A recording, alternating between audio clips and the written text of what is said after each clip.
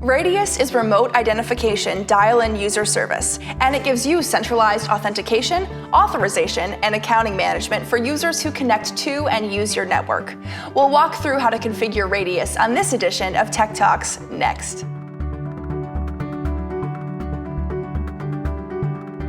First things first. In order to configure Radius services, go to Display Mode and make sure you're in Advanced Mode.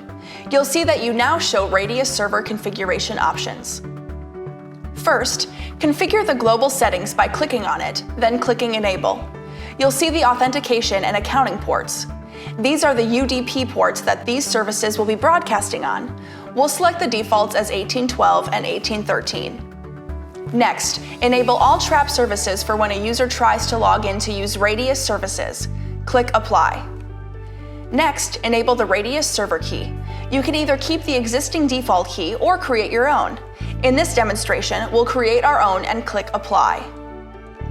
Now, in order to support the MD5 digest or secret key, we want to configure where that would be stored or the network access server address for that. We'll select whatever the NAS address is that you've identified, and in this case, we'll select the address of where the NAS server is. Then we'll tell it what the plaintext key is and click Apply. When you click Close, you'll see the entry is there. Next, to create a group, select the Group Server option. We'll call this Group 1, and the privilege level would be the access availability of the services. Here we'll select 1. You can also set a time range on when this Radius server and the groups can log in. If you have a VLAN, you want to identify which VLAN ID and the VLAN name you're provided for this particular service. We're going to leave it at none for this demo, and you can see Group 1 is created with a privilege level of 1.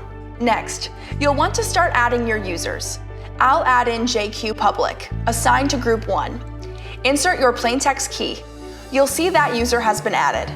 You see his login with the service key. You can then continue to add all users.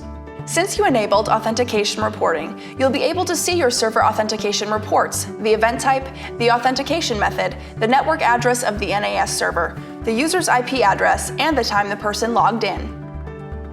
You'll also be able to get a report on the users that are rejected and the reasons why. You'll also be able to see unknown NAS entries and Radius server statistics. That's all there is to configuring your Radius server. Thanks for watching Tech Talks from Cisco. We'll see you next time.